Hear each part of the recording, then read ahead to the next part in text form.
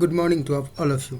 आज हम एक जी के लेकर के आए जिसमें ह्यूमन बॉडी से रिलेटेड आपको प्रश्न बताए जाएंगे, जिसमें प्रश्नों के सेट में आपको बहुत सारे प्रश्न बताए जाएंगे। लगभग 25 से 30 क्वेश्चन का सीरीज इसमें चलेगा और ये पहला सेट है। इसमें आप ध्यान से देखिएगा कि क्या क्या इसमें आपको बताया जा रहा है।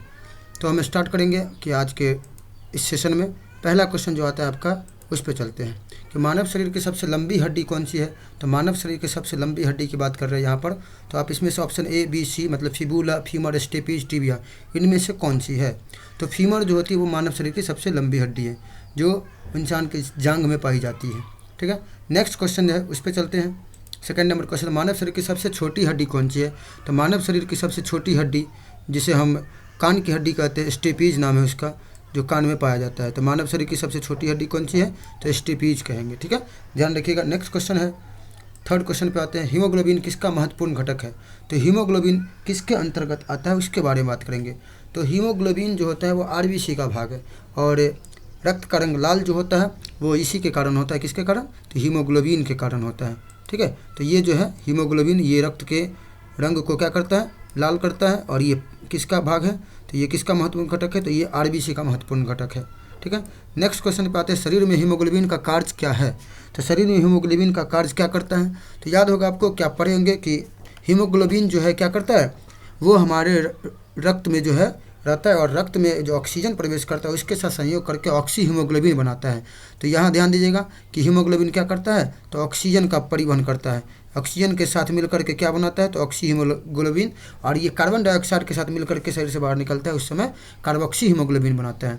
आते हैं नेक्स्ट क्वेश्चन पे, हीमोग्लोबिन में क्या पाया जाता है। यही सवाल है कि हीमोग्लोबिन में होता है मतलब क्या पाया जाता है, इसकी बात कर रहे हैं। तो हीमोग्लोबिन में जो है लोहा पाया था, आयरन पाया जाता है, जिसका संकेत Fe है।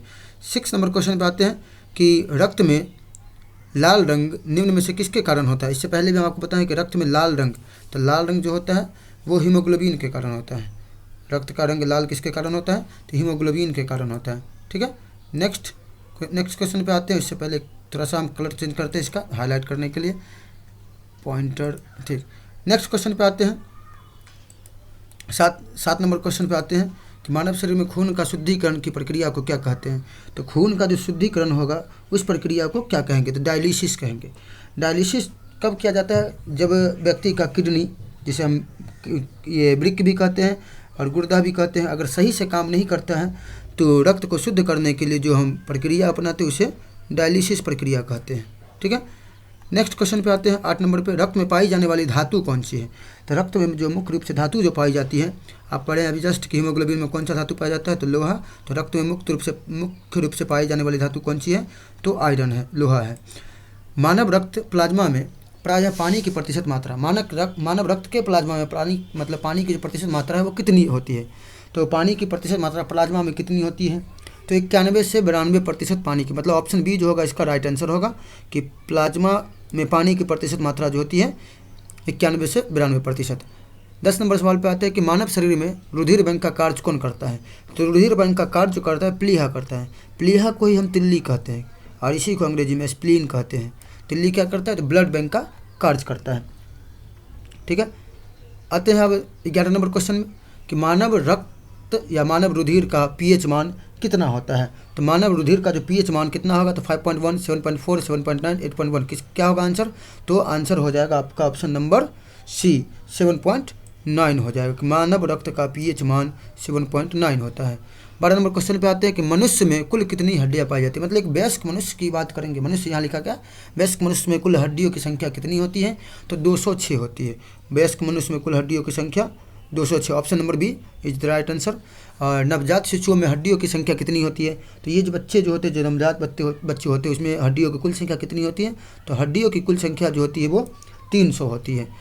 क्वेश्चन नंबर 13 के बाद 14 पे आते हैं हम लोग कि मनुष्य की खोपड़ी में अस्थियों की संख्या कितनी है।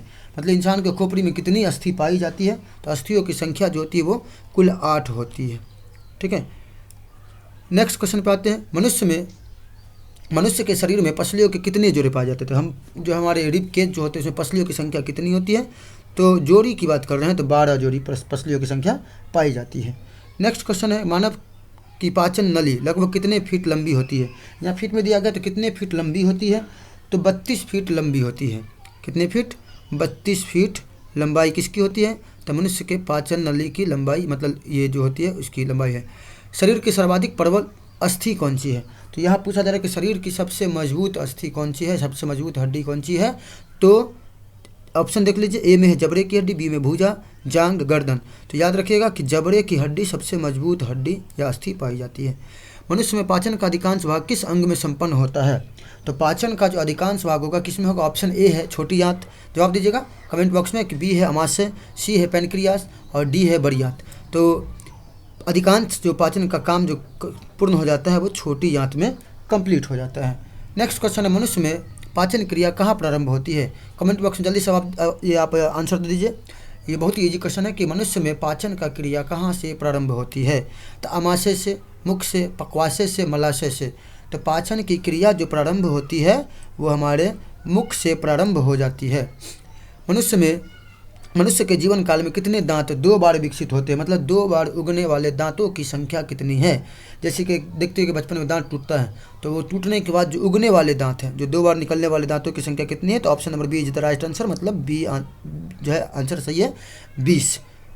तो 2 बार जो उगने वाले दांतों की संख्या 20 है।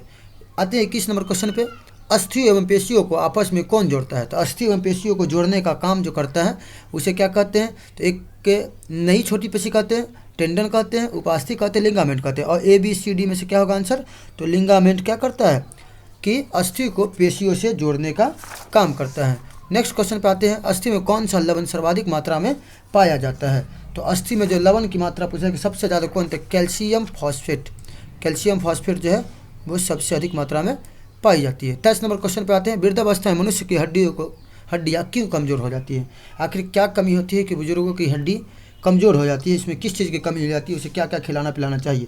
तो एक कहावत है कि दूध एक ऐसा पदार्थ है जो बच्चा से लेकर बूढ़ा तक सबका फ़ायदा करता है। तो याद रखिएगा कि दूध जो है फ़ायदा करता है, तो उसमें कैल्शियम, तो कैल्शियम वाला ऑप्शन देखिए किस में है? ए बी सी डी किस में है? तो बी में है। तो कैल्शियम की कमी से हड्डियाँ कमज़ोर हो जाती है। आपको याद होगा जब हाथ पर किसी व्यक्ति का टूटता है तो उसको कैल्शियम की गोली खूब दी जाती है कि हड्डी कमज़ोर ना हो, टूटने के बाद उसका जुड़ाव भी तेज़ी से हो जाए। आते हैं 24 नंबर क्वेश्चन पे, दांत तथा हड्डियों में पाए जाने वाले तत्व कौन से हैं? तो दांत और हड्डियों में जो पाए जाते हैं वो कैल्शियम व फास्फोरस है। कौन सा चीज़ पाया जाता है? तो ऑप्शन देख लीजिए, calcium, phosphorus, phosphorus, sulphur, potassium, calcium, calcium, magnesium. तो option calcium phosphorus, option A is the right answer है यहाँ पर। अब आते हैं 25 नंबर पे, टीबिया नामक हड्डी किस में पाई जाती है? तो टीबिया नामक हड्डी जो होती है ऑप्शन ए टांग में, भुजा में, मुख में और खोपड़ी में। तो टीबिया नामक हड्डी जो होती है वो टांग में पाई जाती है। इसके बाद है कि मनुष्य के शरीर में पैर की हड्डी, तो मनुष्य के शरीर में पैर की हड्डी कैसी होती है उसके बारे में पूछा जा रहा है। तो मनुष्य के शरीर में पैर की हड्डी ठोस होती है, कीलक होती है, खोखली होती है या संरंध्री होती है? तो मनुष्य के शरीर में जो पैर की हड्डी होती है वो संरंध्री होती है। आते हैं नेक्स्ट क्वेश्चन पे 27 नंबर पे, ह्यूमरस अस्थि कहाँ पाई जाती है? तो ह्यूमरस अस्थि के बारे में पूछा जा रहा है। तो याद होगा अभी जस्ट इससे पहले हम पढ़े थे कि जांग में जो हड्डी पाई जाती है इसका क्या नाम है? फीमर नाम है। और ह्यूमरस की बात कर रहे हैं, तो ह्यूमरस नामक हड्डी जो है वो कहाँ पाई जाती है? तो ऑप्शन पहले सुन लीजिए, इसके बाद जवाब दीजिएगा, ठीक है? कि पिंडली, अग्रभुजा, जांग, ऊपरी भुजा। तो ह्यूमरस हड्डी जो है वो आपके किस में? तो यहाँ इसका आंसर देखिएगा, आपको बताते हैं। क्वेश्चन नंबर हम लोग के ह्यूमरस हड्डी पे चल रहे थे, तो पिंडली, अग्रभुजा, जांग आप लोग कमेंट करिएगा, और ऊपरी भुजा। तो जांग वाली की बात किए थे, तो याद होगा आपको इससे पहले वाले क्वेश्चन में कि सबसे बड़ी हड्डी कौन सी है? तो जांग की हड्डी होती है। उसका नाम आपको याद होगा फीमर, तो जांग तो इसमें से छट जाएगा। तो आंसर क्या होगा? तो ह्यूमरस हड्डी जो है वो भुजा में पाई जाती है। कौन भुजा? तो ये जो ऊपरी भुजा है उसमें पाई जाती है। हमारे हाथ के 2 भाग, आपके कोहनी के ऊपर और नीचे वाला भाग है, तो ऊपरी भुजा में कौन सी हड्डी पाई जाती है? ह्यूमरस हड्डी। निम्न में से कौन मानव के पैर की हड्डी नहीं है?